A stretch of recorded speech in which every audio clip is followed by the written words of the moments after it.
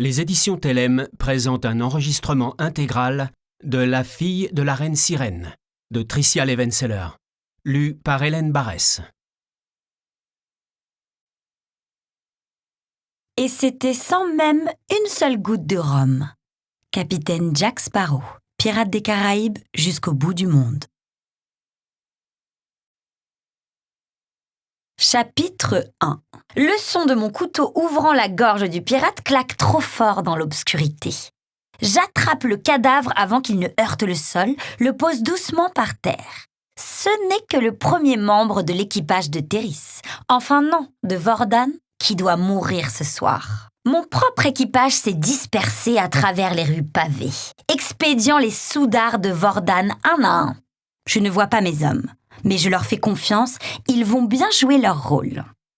Il m'a fallu 2 mois pour retrouver la trace du seigneur des pirates et rassembler les informations qui me permettraient d'infiltrer son territoire. Vordan croyait pouvoir m'échapper dans l'arrière-pays ? Nous sommes à des lieues du port le plus proche et bien que je ne puisse récupérer mes pouvoirs, je suis parfaitement équipée. Mon informatrice m'a donné tous les détails nécessaires. Vordan et son équipage vivent dans l'auberge Old Bear. Je l'ai devant mes yeux maintenant, avec ses 4 étages, son toit presque plat et ses murs peints en vert. L'entrée principale se compose d'une arche impressionnante, surmontée d'un grand panneau représentant un ours endormi. Les pirates de Vordan se sont transformés en une bande de pirates qui attaquent les habitants de Chardon, la plus grande des 17 îles. Il a acheté l'auberge, en paye le personnel et y vit comme au cœur d'une forteresse. Apparemment, il ne craint pas de se retrouver parmi tous ces gens. Les hommes à son service sont près d'100 et aucune force armée sur l'île n'est assez puissante pour s'en débarrasser. Mais ce n'est pas mon objectif. Tout ce dont j'ai besoin, c'est d'y entrer puis d'attraper Vordan et son tiers de cartes sans alerter le reste de ses hommes. Son interrogatoire et l'inévitable torture se dérouleront une fois que nous serons de retour sur mon vaisseau. Je me glisse dans la rue, longe la sinistre maison sur ma droite. Toute la ville dort à cette heure-ci. Je n'ai aperçu personne dans les parages, à part les hommes de Vordan qui montent la garde. Un tintement m'arrête net. Je retiens mon souffle en jetant un coup d'œil sur la ruelle qui sépare cette maison de la suivante. Mais il n'y a qu'un gamin des rues, dans les 8 ou 9 ans, en train de fouiller une pile de bouteilles en verre. Je suis étonnée de le voir tourner la tête dans ma direction. J'ai pourtant été silencieuse comme une morte. Enfin, je suppose que pour survivre dehors, il faut sentir la moindre approche d'une potentielle menace. Je pose un doigt sur mes lèvres, puis lui lance une pièce qu'il attrape sans me quitter des yeux.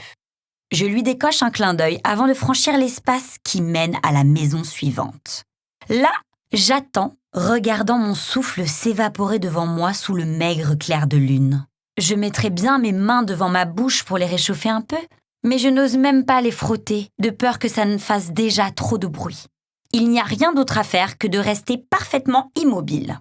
C'est là que s'élève un ululement, puis un nouveau et encore un autre. J'attends jusqu'à ce que j'ai bien compté tous les 7, me signalant que chaque carrefour, chaque toit sous surveillance est dégagé. J'examine les fenêtres de la grande auberge en face de moi. Il n'y a pas une seule bougie allumée, ni aucune silhouette en mouvement derrière les vitres. Alors je tente ma chance et je me précipite. Une corde pend déjà du toit. Sorinda m'a devancée. Je me hisse étage après étage, évitant les fenêtres jusqu'à ce que mes bottes atterrissent sur les tuiles en pierre. Sorinda est en train de ranger son épée. 4 hommes de Vordan morts à ses pieds. Elle est particulièrement douée pour tuer. Sans dire un mot, elle m'aide à remonter la corde et à la rattacher sur la partie ouest du toit. La fenêtre de Vordan se trouve au dernier étage, 3e en partant de la droite. J'articule sans émettre un son. Prête. Elle acquiesce. Mon couteau sur la gorge d'un Vordan endormi. Voilà qui m'emplit du plus doux sentiment de justice. Je plaque mon autre paume sur sa bouche et c'est là qu'il ouvre les yeux, tandis que j'enfonce la lame. Juste de quoi entamer la peau, sans aller jusqu'à le faire saigner. Appelez à l'aide et je vous tranche la gorge. Je murmure en écartant la main. « Alosa !» souffle-t-il, furieux quand il me reconnaît. Vordan, il est exactement comme dans mon souvenir. Un homme à l'allure banale. Cheveux et yeux bruns, corpulence standard, taille moyenne. Rien qui ne le distingue dans une foule. Et c'est ce qui l'arrange. Vous avez tout compris. Cette fois, il ne nie pas son identité. Lorsque j'étais prisonnière sur le Nightfarer, il s'est fait passer pour un des hommes de mon père et appelé Théris. Je lui demande aussitôt « Où est la carte ?»« Pas ici. » Sorinda, qui se tient comme une sentinelle silencieuse derrière moi, commence à se déplacer dans la pièce. Je l'entends fouiller dans les tiroirs de la commode, puis gratter les lattes du plancher. Et moi, j'insiste. « Je n'ai plus besoin de vous. Si vous ne me dites pas où elle se trouve, je mettrai fin à votre vie ici même, dans cette pièce. Vos hommes trouveront votre cadavre demain matin. » Ce qui le fait sourire. « Vous avez besoin de moi vivant, Alosa. Autrement, je serais déjà mort. Si je dois vous le demander encore une fois, ce sera en chantant. Qu'est-ce que je vous ferai en premier? Vous casser les jambes? Dessiner sur les murs avec votre sang? » Il déglutit. « Mes hommes sont 4 fois plus nombreux que les vôtres. Je ne vais nulle part, et votre voix ne vous servira pas à grand-chose si vous ne pouvez pas contrôler plus de 3 personnes en même temps. Vos hommes ne pourront rien faire endormis dans leur lit. Mes filles les ont déjà enfermés dans leur chambre. » Ses yeux se plissent, et j'ajoute. « Désolée que vous n'ayez pas repéré mon espionne parmi vos gens, que vous n'ayez pas remarqué qu'elle a changé toutes les serrures des portes. Oui, elle fonctionne de l'extérieur maintenant. Ils ont été alertés, ma garde, ils sont tous morts. Les 4 hommes sur ce toit, les 5 dans la rue, les 3 sur le toit de la boucherie, du tanneur et de l'épicerie. » Sa bouche s'élargit et je peux voir ses dents. 6, corrige-t-il. Ma respiration se bloque un instant. J'en avais 6 dans la rue, assure-t-il. Quoi? Non, on l'aurait su. Une cloche sonne si fort qu'elle risque de réveiller toute la ville. Je jure entre mes dents. Le gamin, dis-je alors que Vordan passe la main sous son oreille à la recherche d'un poignard que j'ai déjà retiré. Il faut y aller, Sorinda. Debout! J'adresse ce mot à Vordan, mais ce n'est pas un ordre ordinaire. Je l'ai chanté avec la magie transmise par ma mère sirène. Et tous les hommes qui l'entendent n'ont d'autre choix que d'obéir. Vordan se lève aussitôt de son lit, pose les pieds sur le sol. Où est la carte? Il porte la main à sa gorge, en retire un cordon de cuir caché sous sa chemise. Au bout se trouve une fiole de verre, pas plus grande que mon pouce, avec un bouchon de liège. À l'intérieur est enroulé le dernier morceau du plan, grâce auquel mon père et moi allons enfin pouvoir nous rendre à l'île des sirènes pour en revendiquer le trésor. Ce chant m'a ranimé le corps, exacerbé les sens. J'entends les hommes remuer en bas, enfiler leurs bottes et courir vers les portes. Je tire la fiole du cou de Vordan. La corde s'ouvre et je place le collier dans la poche de mon corset noir. Je fais sortir Vordan en premier. Il est pieds nus, bien sûr, et ne porte qu'une ample chemise de flanelle sur un pantalon de coton. Ce traître qui m'a enfermé dans une cage n'aura pas le droit au confort de chaussures ni d'un manteau. Sorinda est juste derrière moi lorsque je pénètre dans le couloir.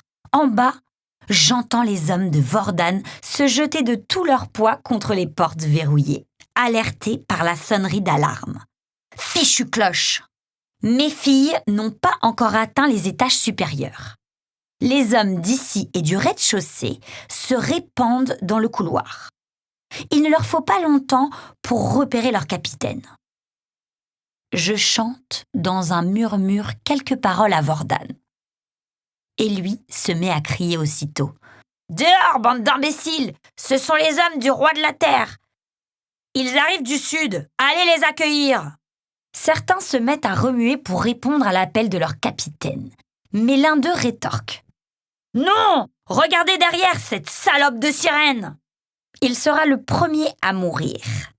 Vordan a dû les mettre en garde devant une telle situation, car ils dégainent leurs coutelas et chargent. Laissez tomber. Je chante de plus en plus fort, prenant 2 autres hommes de Vordan sous mon charme pour les envoyer devant nous affronter les nouveaux arrivants. L'étroitesse du couloir joue en notre faveur. L'auberge est rectangulaire, avec des chambres bordent un côté du couloir face à une balustrade de l'autre côté. En se penchant dessus, on peut voir le rez-de-chaussée. Une cage d'escalier en zigzag relie chaque étage. Seul moyen de monter ou descendre, à moins de se jeter sur les marches ou par les fenêtres. Je m'aligne avec les 3 hommes que j'ai ensorcelés pour arrêter le premier rang des attaquants. Je balance un coup d'épaule au pirate qui a osé m'appeler salope de sirène, l'envoyant par-dessus la balustrade. Il hurle jusqu'à ce qu'il atterrisse dans un craquement sonore. Je ne m'arrête pas pour regarder. Je suis déjà en train d'enfoncer mon épée dans le ventre du pirate suivant. Il s'effondre sur le sol et j'enjambe son corps, secoué de mouvements compulsifs pour atteindre le suivant. Les pirates de Vordan n'ont aucun scrupule à abattre leurs propres hommes. Mais ils ne touchent pas à leur capitaine. Dès que l'un d'entre eux s'écroule, j'enchante le suivant pour qu'il comble le vide, sans cesser d'en garder en permanence 3 sous mon contrôle. Sorinda reste derrière nous, face aux 2 hommes qui sont sortis des chambres du fond, et je ne me donne même pas la peine de vérifier par-dessus mon épaule. Jamais ils n'arriveront à l'abattre. Les hommes de Vordan se rendent vite compte qu'en tuant leurs propres camarades, ils seront les prochains à tomber sous mon charme. Alors, ils battent en retraite, courant vers l'escalier, espérant probablement déplacer le champ de bataille au rez-de-chaussée. Seulement, mes filles, celles qui ont verrouillé les portes, les rejoignent à l'étage. 10 femmes, que j'ai personnellement entraînées, suivent Mency, mon médecin de bord et second lieutenant, pour les empêcher de prendre l'escalier. Ils se battent maintenant de 2 côtés. « Partez, capitaine !» cria Vordan, l'homme de haute taille qui se bat contre moi. « Dites-nous ce qu'il faut faire !» Après avoir paré son dernier coup, je lui balance le coude sous le menton. Sa tête bascule en arrière et je l'empêche d'en dire davantage en lui passant ma lame sur la gorge. Leur nombre diminue. Mais ceux qui ont été enfermés dans leur chambre finissent par défoncer les portes avec leurs coutelas et à se joindre au combat. Les hommes se mettent à sauter par-dessus la balustrade de l'étage pour aller s'écraser sur les tables et les chaises de la salle à manger. Certains se brisent des membres ou se tordent les chevilles, mais la plupart s'en sortent et tentent d'attaquer mes filles par derrière. Ah non, certainement pas. Je saute par-dessus la balustrade, retombe facilement sur mes pieds et m'attaque aux 4 hommes qui s'approchent d'elle. D'un coup d'œil vers l'étage, je vois que Sorinda s'est débarrassée de ceux qui étaient dans mon dos et s'est mise à ma place. J'interromps mon chant, juste le temps de crier. « Sorinda, descends !» Je coupe les jarrets de l'un de ceux que j'ai fait tomber. Le suivant se prend la pointe de ma dague dans la colonne vertébrale. Les 2 autres autour de moi finissent par se lever. Le plus petit croise mon regard, me reconnaît et s'enfuit par l'entrée principale. « Je le tiens !» lance Sorinda en passant devant moi pour le rejoindre. Le dernier homme sur mon chemin jette son épée. « Je me rends !» dit-il. Je le frappe à la tête avec le pommeau de mon épée. Il s'effondre à mes pieds. Il reste une 40aine d'hommes qui tentent de se frayer un chemin vers la sortie. Vordan et 2 de ses lieutenants demeurent à l'arrière, encore sous mon charme, en train de se battre contre leur propre équipage. Seulement, mes pouvoirs s'épuisent. Il faut que nous sortions d'ici. Je jette un coup d'œil dans la pièce, remarquant les lanternes éteintes suspendues le long des murs, contemplant l'huile qui s'y trouve.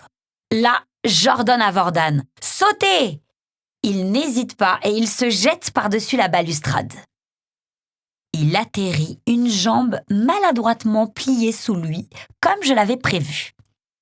Je le libère de mon sort ainsi que les 2 pirates au fond de la salle, pour me concentrer sur les 3 qui se trouvent juste devant mon équipage, et leur ordonne « Restez en ligne !» Ils pivotent instantanément, retournant leurs épées sur leurs propres camarades. Je crie à mes filles « Jetez dans l'escalier ce qu'il vous reste de poudre à pistolet !» Mency recule, tire la pochette de poudre près de son fourreau et l'étale sur la marche, juste en dessous des hommes sous mon charme. Les autres filles font de même et 9 sacs tombent ainsi sur le sol. « Allez chercher Vordan, emmenez-le dans le chariot !» Celui-ci jure à plein poumon, maintenant qu'il a retrouvé ses sens. Mes filles le soulèvent sans ménagement avec sa jambe immobilisée et le portent jusqu'à la sortie. Je suis juste derrière elle, sortant mon pistolet pour viser ce tas de poudre. Je tire. L'explosion me bouscule le dos, me poussant en avant. La fumée emplit mes narines et une vague de chaleur m'enveloppe. Je trébuche, mais me rattrape et continue en hâte. D'un coup d'œil par-dessus mon épaule, je constate les dégâts. L'auberge tient debout, mais elle brûle de l'intérieur. Le mur entourant l'entrée principale s'est écroulé autour de la route. Les pirates encore dedans ne sont plus que des cosses brûlantes étalées sur le sol. Je tourne dans la rue suivante, fonçant vers le point de rendez-vous. Sorinda émerge de l'obscurité et court silencieusement me rejoindre. Entrée et sortie sans que personne ne s'en aperçoive. Lance-t-elle pince sans rire. Les plans peuvent changer, et puis j'avais rassemblé tous les hommes de Vordan au même endroit. Impossible de résister à l'envie de tout faire sauter. Il n'a plus rien maintenant, sauf une jambe cassée. Je souris. Sorinda n'est pas du genre à faire de l'humour. Oui, sauf ça. On tourne dans une autre rue pour atteindre le chariot. Walof et Deros prennent les rênes. C'étaient les seuls hommes de mon équipage jusqu'à ce que Enwen et Keran les rejoignent. Mais j'ai laissé ces 2 derniers sur l'Avali afin de garder le navire sous la surveillance de Niridia. Walof et Deros sont mes gardiens de cachot. Ils sautent de leur siège pour ouvrir les portières. À l'intérieur, une cage est posée sur le sol. Deros sort une clé pour la déverrouiller. « Walof, dis-je, fais-y entrer notre invité. » « Volontiers. »« Vous ne pouvez pas me mettre là-dedans !» s'écrie Vordan. « À l'osage !» Il est interrompu par le poing de Sorinda qui s'abat sur son ventre.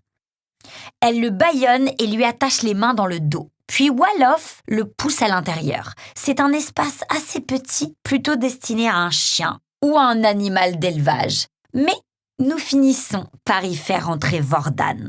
Je m'approche du chariot, regarde à l'intérieur, aperçois sur les sièges 2 coffres en bois aux serrures cassées. Et je demande « Vous avez tout eu alors ?»« Oui, » dit Walof. Les informations d'Athéla étaient bonnes. L'or de Vordan se trouvait dans la cave sous le faux plancher. Où est notre informatrice ? Ici, capitaine. Elle sort du groupe derrière Mancy. Elle est toujours déguisée, ses cheveux cachés sous un tricorne, 2 faux poils au menton. Elle a mis de la peinture sur ses sourcils pour les élargir et les assombrir. Dessiné les contours de ses joues pour les allonger.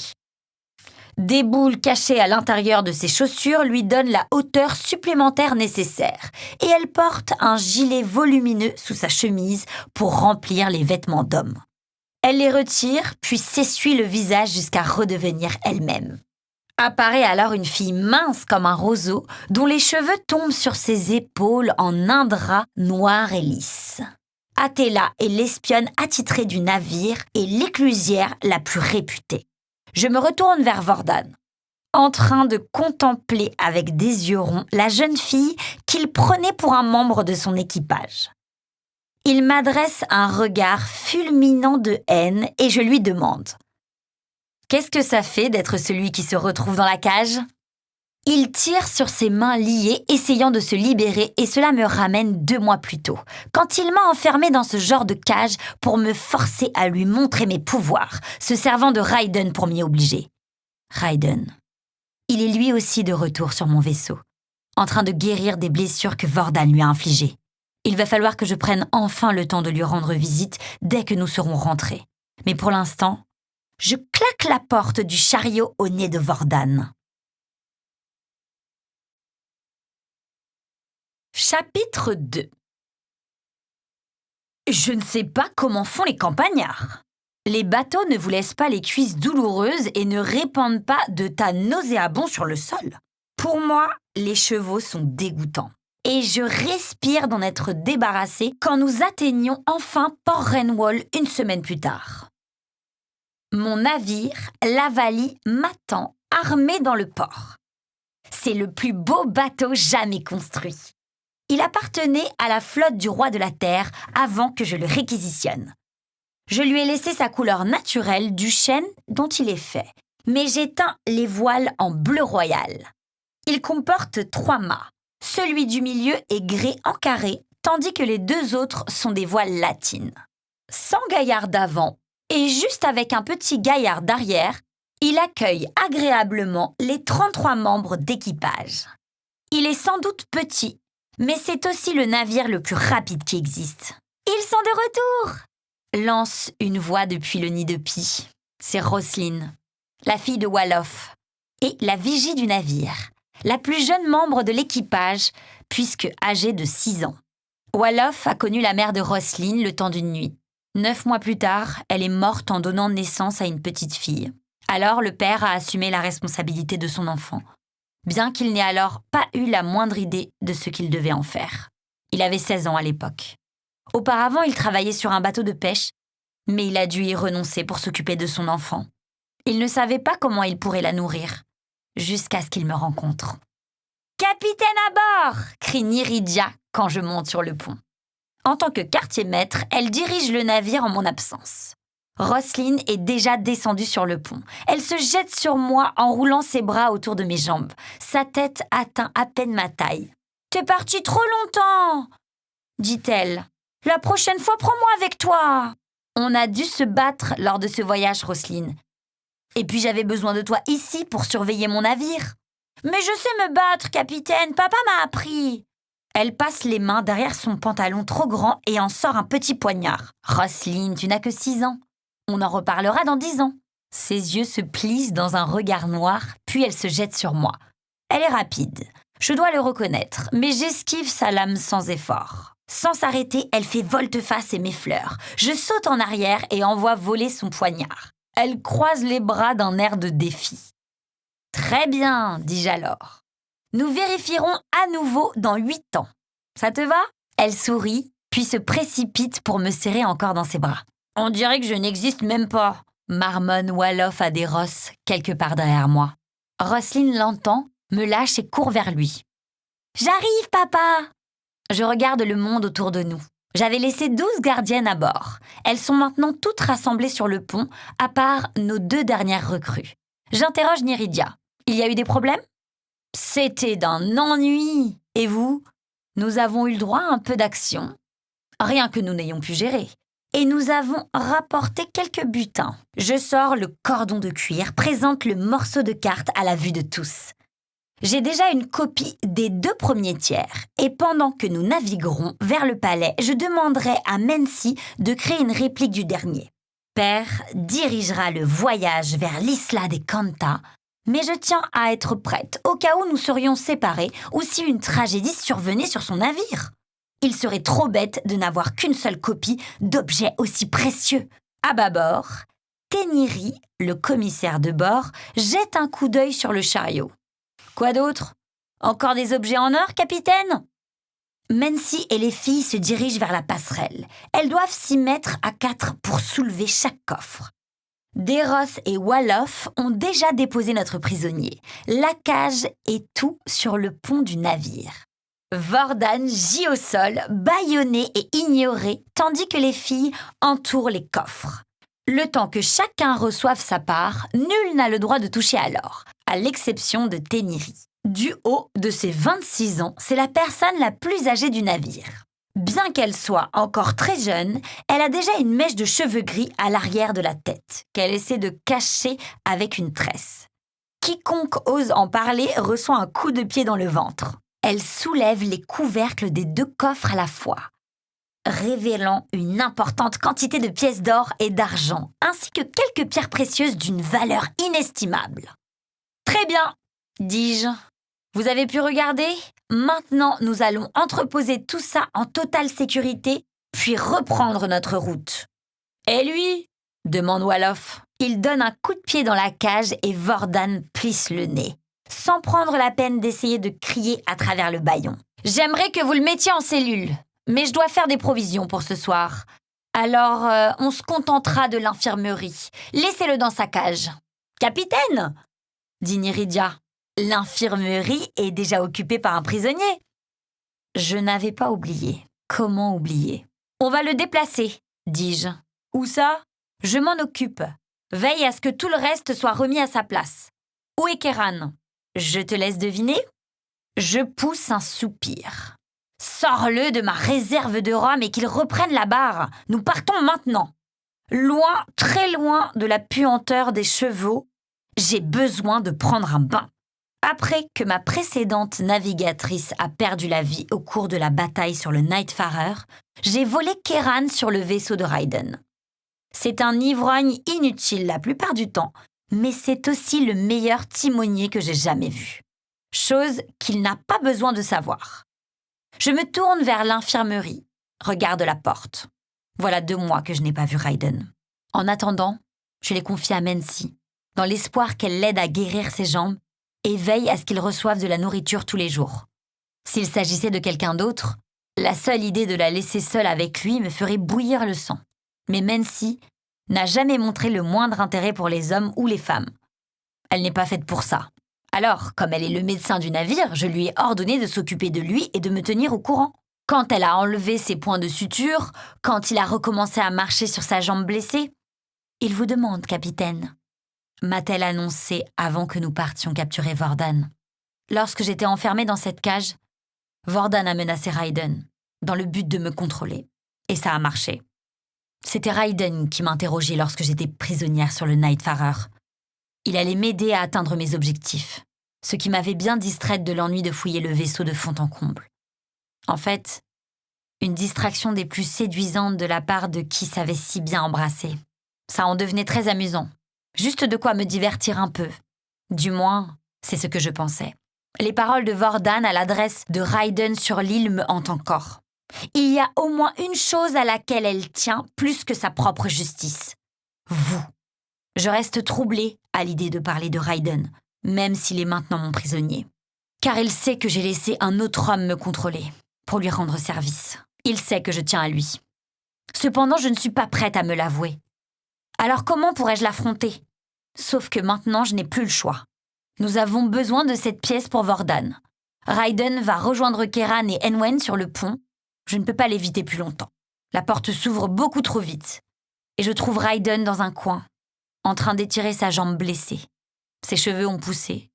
De longues mèches brunes lui arrivent sur les épaules. Une barbe de plusieurs jours s'accroche à son menton, car il n'a le droit de se raser que lorsqu'il se baigne. Il me paraît pas moins en forme que dans mon souvenir. Il a donc bien profité de son séjour ici. Ces changements ne font que le rendre plus espiègle, dangereux, presque irrésistiblement beau. Il devra se raser dès l'instant où il quittera cette pièce. Sinon, les filles ne pourront pas se concentrer sur leur travail. Il lève les yeux lorsque je referme la porte derrière moi. Mais il ne dit rien. Il se contente de me scruter de la tête aux pieds, sans paraître se soucier du temps qu'il y passe. Une étincelle de chaleur explose dans mon ventre. J'essaie de la surmonter en toussant. Il sourit. « Tu as mis du temps à venir me voir, Alosa. » J'étais occupée. Occupée à rattraper le retard avec ton promis. J'avais préparé une liste de toutes les choses que je voulais lui dire, les raisons pour lesquelles nous devions le déplacer ou même pourquoi nous le gardions sur le vaisseau.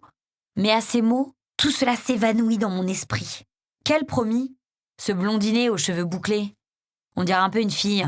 Devant mon air désorienté, il ajoute. Celui qui a aidé à vaincre le Nightfarer avec ton père. Ah! Tu veux dire Tylan? Il n'a rien d'une fille. Encore que je paierais une fortune pour l'entendre dire le contraire devant lui. C'est donc lui qui t'est destiné? Demande-t-il d'un ton désinvolte. Un sourire reste sur ses lèvres. Mais, dans un bref déclic mental, je vois son teint virer au vert. La jalousie dans sa forme la plus profonde et la plus brute. Il me lance un regard acerbe. « Ne me fais pas ça, arrête !» Je recule, surprise par cette brusque fureur, mais me ressaisis vite. J'avais oublié que tu savais me déceler. Son sourire revient. Je croyais que tu détestais utiliser tes pouvoirs. Ils ne sont pas censés te donner mal au ventre? Tu dois beaucoup te soucier de ce que je pense. Je n'aime pas quand il détourne la conversation, alors je passe à autre chose. Tylan ne m'est pas destiné. Nous sommes des pirates. Le mariage n'est pas vraiment dans nos habitudes. Comment l'appellerais-tu alors? Ton amant? Je me racle la gorge. Tylon aimerait bien, mais jamais je ne laisserai cette anguille visqueuse me toucher. Sauf que ça ne regarde pas Ryden.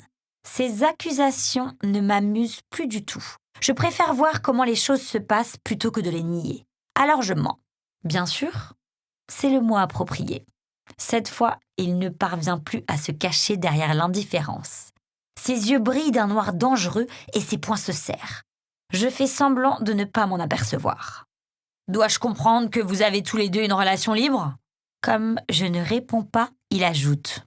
Il se moque vraiment que tu aies passé près d'1 mois à dormir dans mon lit? Il sait aussi bien que moi que nous n'avons fait que dormir dans ce lit. Enfin, ça et quelques baisers. J'avais un travail à faire, Ryden. À commencer par me rapprocher de toi. Je vois. Et combien d'hommes as-tu approché pour faire ce travail? Je n'aime pas du tout ce ton. Je dois lui rappeler à qui il parle. Je garde ton frère enfermé dans la cellule la plus profonde et la plus sombre du palais. Il paye pour tout ce qu'il m'a fait et tenté de me faire. Je n'ai qu'un geste à faire pour obtenir sa tête. C'est juste grâce à toi que je ne l'ai pas encore tué. Mais ça ne va plus suffire. Il se redresse. J'ai maintenant toute son attention. Que veux-tu dire? Les prisonniers reviennent très cher. Il faut les nourrir et les nettoyer. Mon père ne garde jamais longtemps des prisonniers. Soit il lui donne ce qu'il veut, soit ils sont supprimés. Nous n'avons rien à tirer de Draxen, je n'ai rien à faire de lui. Toi, en revanche, tu comptes beaucoup. Que veux-tu de moi? Je viens de capturer Vordan et son morceau de carte. Le dernier tiers dont mon père a besoin pour mettre le cap sur l'Isla des Kanta. Lorsque la flotte partira, tu rejoindras mon équipage. Ryden plisse les yeux. Pourquoi aurais-tu besoin de moi? Son Altesse royale au cœur noir a sûrement assez de pirates dans sa flotte? Sans aucun doute. Plus qu'il ne lui en faudrait. Et j'ai quelques-uns des marins et des combattants les plus compétents de tout Maneria à bord de l'Avali. Nous n'avons pas besoin de Ryden. Mais je ne peux pas le libérer. Qu'en dirait mon père? Je ne peux pas l'enfermer dans le palais car il n'y a aucune raison de le garder en vie. Père les tuerait, lui et Draxen. La seule raison pour laquelle Draxen n'est pas encore mort, c'est que j'ai prétendu avoir besoin de lui vivant pour que Ryden coopère. Alors maintenant que Ryden va mieux, il ne me reste qu'une dernière possibilité. Il doit venir avec moi, faire partie de l'équipage. Seulement, comment expliquer ça à Ryden sans lui donner l'impression de me montrer trop tendre avec lui? Je me dis que je fais ça parce que je lui suis redevable. Il m'a sauvée. Il a pris 2 balles pour moi. Je l'ai peut-être empêché de se noyer, mais au départ, c'était moi qui avais commis la faute. Nous ne sommes pas quittes. Pas encore. C'est la seule raison pour laquelle je le garde en vie. Si je me le répète assez souvent, peut-être que cela finira par être vrai. Je me décide à lui répondre. Je ne sais pas ce qu'on va devoir affronter au cours du voyage. Je pourrais avoir besoin de muscles supplémentaires. Avec Keran et Enwen, les hommes sur ce navire sont au nombre de 4. Enwen est si maigre que je suis presque sûre que Nyridia peut soulever des poids plus lourds. Quant à Keran, tout ce qu'il soulève, ce sont des bouteilles qu'il porte à ses lèvres. Je ne vais pas recruter au hasard une personne du palais. J'ai besoin de gens auxquels je puisse faire confiance. Et tu me fais confiance? Demande-t-il en haussant un sourcil. Pas besoin. Je sais que tu ferais n'importe quoi pour protéger ton frère. Je peux compter sur ta totale coopération tant qu'il est enfermé. Sans compter que j'avais déjà sauvé sa vie lamentable. Il prend le temps de réfléchir un instant, puis... Et je vais rester enfermé, comme ça? Si tu commets une bêtise, oui. Sinon, tu pourras aller et venir sur le bateau comme n'importe quel marin. Mais à la première tentative d'évasion, j'enverrai dire aux hommes qui gardent le palais que la tête de Draxen doit lui être retirée. Ryden se détourne brutalement. « Quoi ?» dis-je alors. J'avais oublié à quel point tu pouvais être impitoyable. Je fais un pas vers lui et le transperce du regard. Tu n'as encore rien vu. Et je prie pour que ça n'aille pas plus loin. Je t'accompagnerai sur l'île à 2 conditions. Tu veux négocier avec moi? J'ai toutes les cartes en main. Ryden se lève d'un mouvement fluide.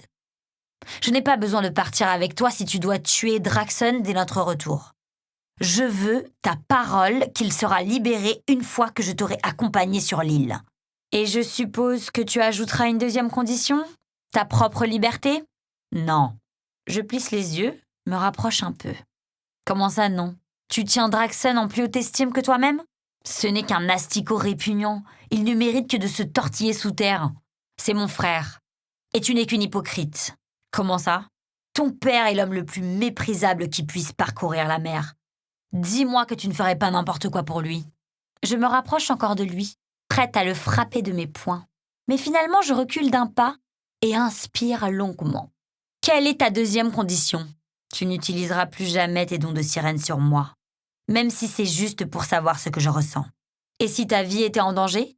Si je pouvais te sauver avec ma voix ? Préférerais-tu que je te laisse mourir ? Pour je ne sais quelle raison, je ressens le besoin de me défendre. Devant lui. Pourquoi lui ? Son avis ne devrait compter en rien. Ne compte en rien. J'ai vécu tout ce temps sans toi, reprend-il. Et je vais continuer ainsi. Ah, mais tu n'as jamais navigué avec moi ? Le danger reste toujours proche pour mon équipage. Avec toi au milieu ? Comment pourrait-il en être autrement ? Il a prononcé ça à voix basse, comme pour lui-même. Mais je l'entends encore, et j'insiste. Tu veux naviguer avec moi ou non ? Tu acceptes mes conditions ? Je regarde vers le ciel. J'aurai tout le voyage pour trouver que faire de Raiden et Draxon à notre retour.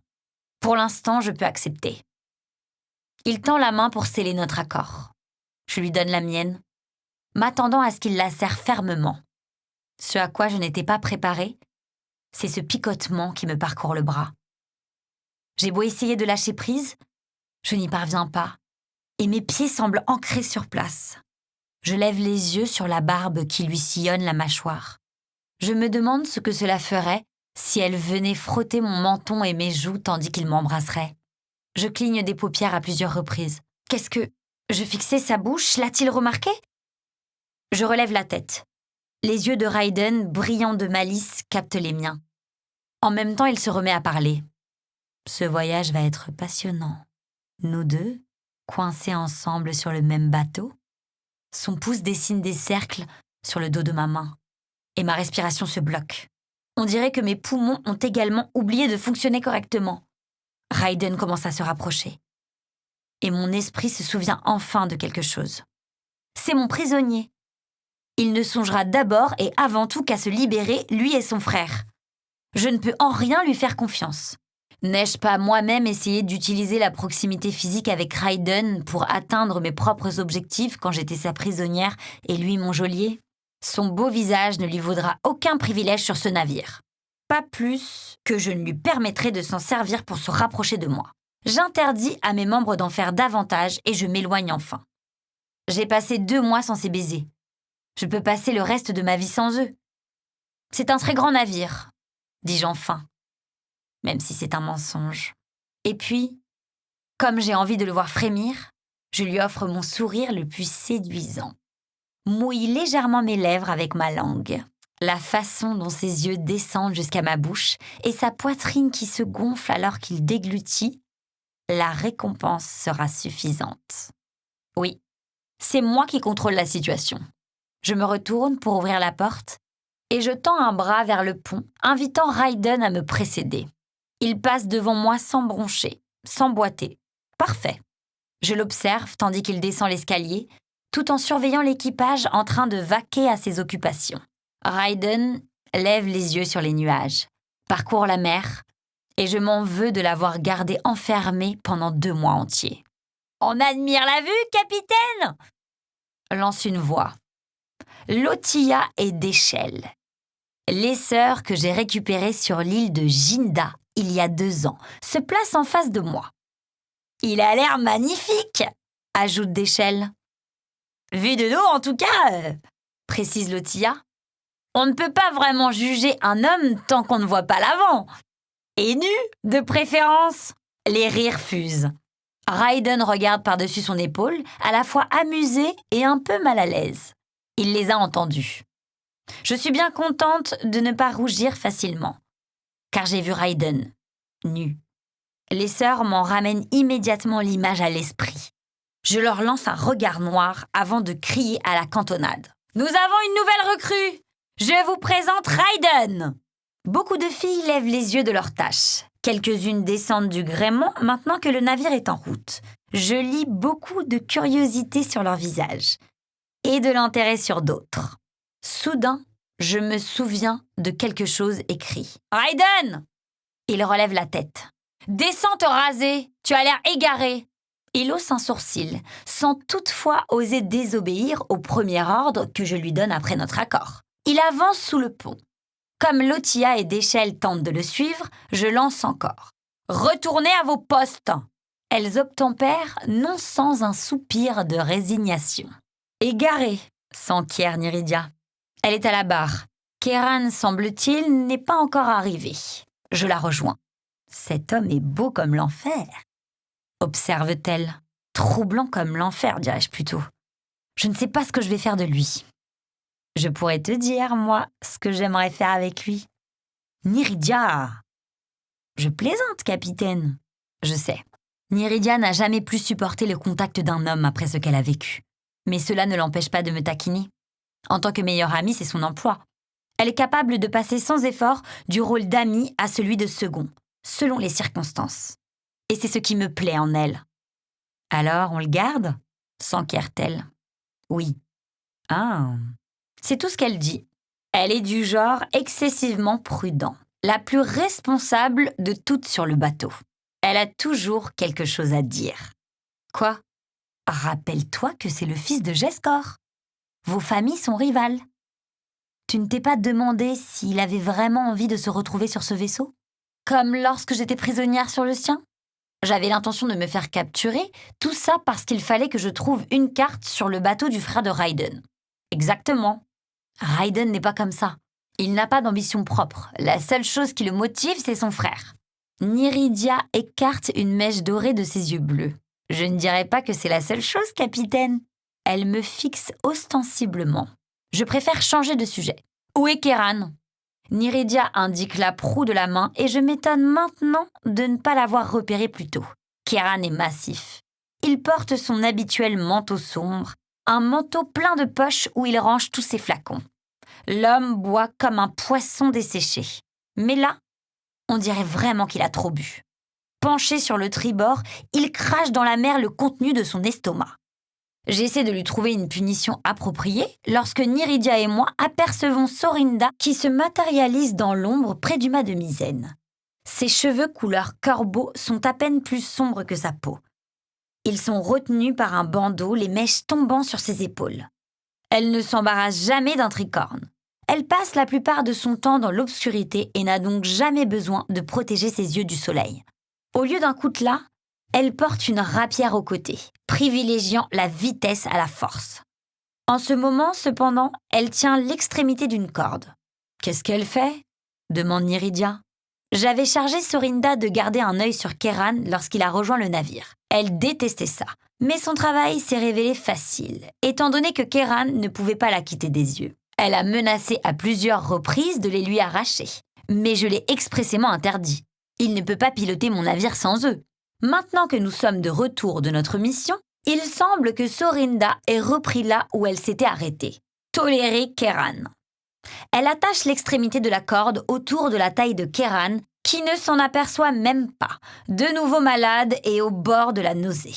Il ne faut pas beaucoup d'efforts à Sorinda pour le pousser par-dessus bord. Un cri retentit, suivi d'une puissante éclaboussure.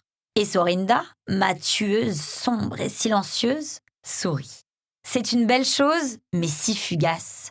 Elle se calme avant de jeter un coup d'œil par-dessus bord. Seule manifestation de sa victoire. Tandis que Kéran tousse et jure, elle se fond dans l'ombre sans un mot de plus. Parfois, on oublie trop rapidement que Kéran n'a que quelques années de plus que Sorinda et moi. L'ivrognerie a vite fait de vieillir un homme. « Tu pourrais voir si quelqu'un peut l'aider à sortir de là ?» dis-je à Niridia. Et puis lui, comme le reste des hommes, va devoir se boucher les oreilles. Il faut nous approvisionner. « Maintenant ?» demande-t-elle prudemment. Elle sait exactement à quel point je déteste cet aspect de ma vie de demi-sirène. On doit le faire tout de suite. Je n'ai plus de chansons après le combat de Chardon et j'en aurai besoin pour interroger correctement Vordan. Cela me fait sourire de penser à quel point on va toutes les deux s'amuser. Mes méthodes d'interrogatoire sont connues pour faire perdre la tête aux hommes. Chapitre 3. Une seule cellule de la prison a été équipée de coussins, la mienne. Des peluches rouges couvrent le sol et se calent contre le mur de bois. J'enlève mes bottes et les éloigne des barreaux. Puis, je délace mon corset que je pose sur mes chaussures. J'entre dans la cellule, vêtue d'un simple pantalon et d'une blouse à manches longues. Je ne peux pas porter de boutons, de lacets ni d'épingles à cheveux. Pas ici. Je m'enferme et verrouille la porte. Puis je tire sur les barreaux de toutes mes forces. Je sais qu'ils n'ont pas perdu de leur solidité, mais j'ai toujours peur d'arriver à sortir. Chaque fois, je dois vérifier, juste pour m'assurer que le métal ne va pas plier sous mes doigts. Mency descend avec un seau d'eau. Elle le place juste de l'autre côté de la cellule pour que je puisse l'atteindre à travers les barreaux. Puis, elle récupère mes bottes et mon corset. Je lui remets la clé. « Tous les hommes ont les oreilles bouchées, capitaine, » dit-elle. « Ils connaissent la marche à suivre. Et les nouvelles recrues ? Bon, Kéran est sans doute trop saoul pour se laisser réveiller même par vos pouvoirs. Mais Sorinda s'est quand même assuré qu'il avait les oreilles correctement couvertes. Enwen a pris assez de cire pour celle de 3 hommes en disant qu'on n'est jamais trop prudent. » Elle rit puis ajoute « Je l'aime bien celui-là. C'est un drôle de type. » Et Raiden ? Il a pris calmement les choses sans poser de questions. Tu lui as expliqué ce que je faisais ? Oui, capitaine. Je voudrais en savoir plus. Quelle expression avait-il sur le visage ? Avait-il l'air dégoûté ? Il a tenu à me dire que je ne devais jamais utiliser mes pouvoirs sur lui. Est-ce que je le dégoûte ? En même temps, je me dis que je ne devrais pas m'en soucier. Je m'en fiche. Mes doigts se mettent à picoter et je regarde le seau d'eau. Bien que je redoute ce que cela fait à mon esprit, mon corps se délecte d'en être si proche. Sans plus réfléchir, je plonge les mains dans le seau et aspire l'eau. Tout devient instantanément plus intense. Le craquement du bois, le clapotis de l'eau à l'extérieur du bateau, le sifflotement d'une femme, des bottes sur le pont, des toux, des rires. Je sens la respiration de toutes les personnes autour de moi. Des marionnettes avec lesquelles je peux jouer. Comme si je pinçais la corde d'un instrument, ma voix éveille une conscience humaine. Viens à moi. L'homme devant moi se met à sourire. Je ne suivrai pas cet ordre, capitaine. Je vais juste emporter ses affaires en haut. Une humaine, je la siffle. Elle est incapable de se joindre à la fête. Elle me tourne le dos et mon sang bouillonne. Comment ose-t-elle me rejeter ? Je m'élance sur les barreaux, je frappe et je tire, mais rien ne bouge. Je suis piégée, ces humains dégoûtants. Je les sens remuer au-dessus de moi. Je chante pour l'un après l'autre, essayant de trouver une oreille pour me libérer. Mais rien ne répond à mon appel. Une partie de mon pouvoir me quitte. Mon corps me démange. Je regarde rapidement autour de moi et mes yeux se posent sur un seau d'eau. Mes doigts y plongent, le rapprochent et je soupire de plaisir. Loin en dessous de moi, je peux sentir la vie marine. L'eau s'engouffre dans les branchies, s'enroule sur les tentacules, fait des bulles sur le fond sablonneux. Un poisson effrayé change de direction à l'approche du navire. Un dauphin s'apprête à remonter à la surface. Une baleine murmure au loin. Et je suis leur reine à tous. Cette cage ne me retiendra pas longtemps. Et quand je serai libre, je ferai danser les marins pour moi jusqu'à ce que leurs pieds saignent. Un petit gémissement de charnière, des bruits de pas. Un visage apparaît à l'angle. C'est l'un des hommes. Je lui souris timidement, montrant juste quelques dents. Pas assez pour prouver à quel prédateur il a affaire. D'un doigt recourbé, je lui fais signe d'avancer. Il écoute, mais ne fait pas plus de 2 pas, ce qui nous laisse encore à plusieurs pieds l'un de l'autre. C'est un bel homme, aux cheveux bruns et soyeux. J'imagine parfaitement l'aspect qu'il aurait sous l'eau, ses mèches effleurées par les vagues lorsque son cadavre s'échouera sur le rivage. Je capte une étincelle de peur dans ses beaux yeux bruns parsemés d'or. Fascinant. Si je pouvais en effleurer un... Nous espérons que vous avez apprécié cet aperçu. Pour continuer à écouter ce livre audio sur Google Play Livres, utilisez le lien dans la description de la vidéo.